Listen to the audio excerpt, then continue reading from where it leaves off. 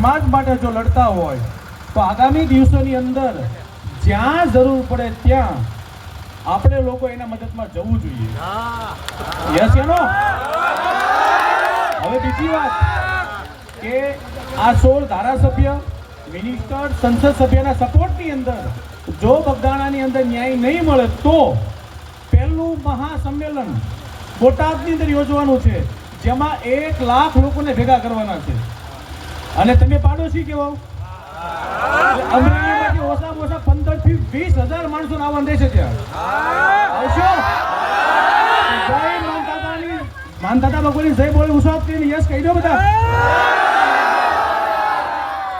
હીરાભાઈ સોલંકી હોય, પરસોત્તમભાઈ સોલંકી હોય, કુંવરજીભાઈ બાવળિયા સાહેબ હોય, કોઈ બી સમાજના આગેવાન છે તે રાજકીય પક્ષને મૂકી જે સમાજ માટે આવ્યા છે એની સાથે આપણે રહેવું જોઈએ. આપણી ફરજ છે, આપણો હક છે, આપણો અધિકાર છે.